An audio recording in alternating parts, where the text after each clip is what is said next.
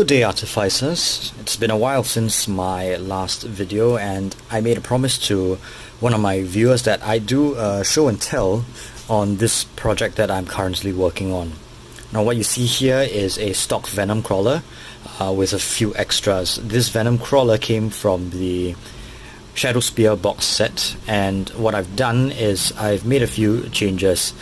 For those of you who watched my live stream, I did go through the process of doing a lot of the work here, but unfortunately my equipment is still pretty poor, and until I get better equipment you won't actually get the full effect from watching the live stream. So I decided to do a little show and tell as to what I've done with this Venomcrawler. Now right off the bat, you'll see the most glaring change that I've made is I've put the front half of a Seeker a Fiend of Slaanesh, and that is the new Slaanesh, the relatively new Slaanesh Fiend, with just his body cut off just behind the front legs. And I've also magnetized him. There's one round magnet there and a steel plate there, so he's going to stick there pretty nicely. Let's start with that.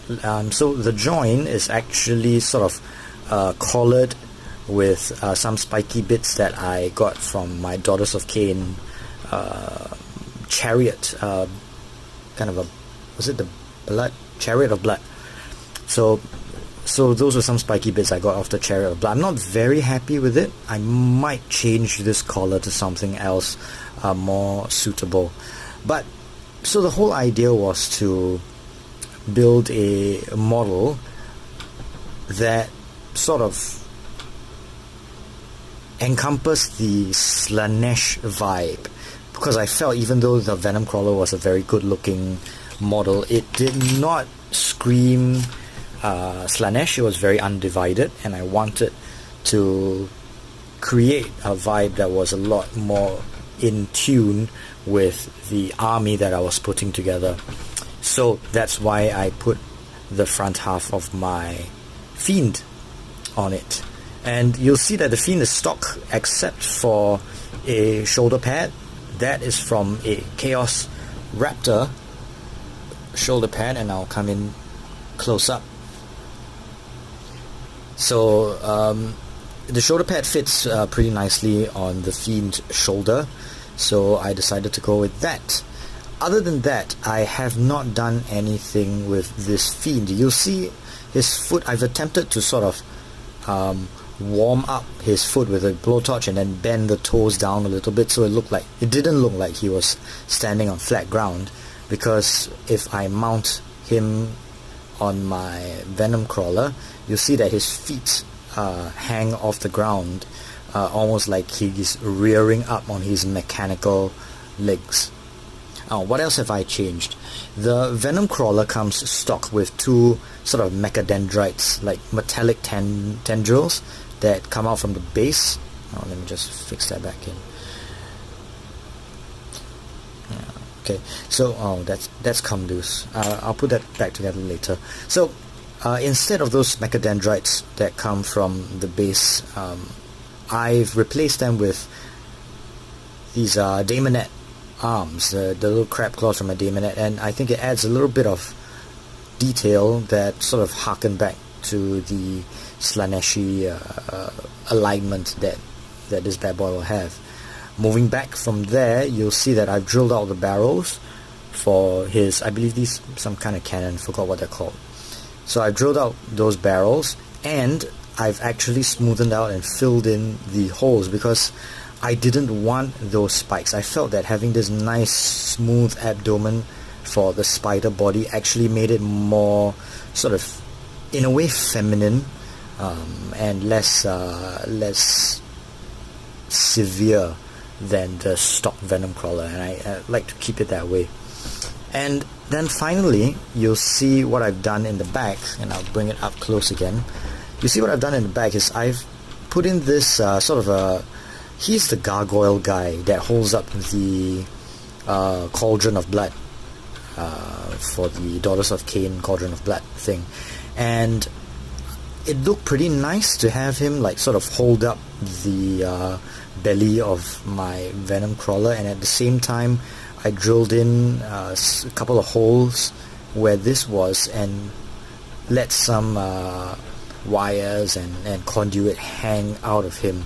So it's almost like it's a heretical mechanicus creature that runs off some of his fluids and runs off some of his brain power. He might be the sort of the neural network that is controlling the weapons. But at the end of the day, we're talking about the rule of cool, and I thought it would be pretty cool to have sort of a body coming out the back of the Venomcrawler as well. I am not finished with this. I wanted to do maybe a hook or a chain that holds his head back against the belly. I think that would sort of finish up the very torturous effect that I'm going for here, and also maybe do some tattered skin around his belly. And I didn't want to do too much blood. There was sort of an idea a while back that I actually wanted to do bloody intestines coming out of him, sort of almost like a spider web coming out and then getting stuck on his base like a web. I'm still not sure whether I want to do that. I like to keep this one free of blood and have it thematically separate from like a corn Venomcrawler.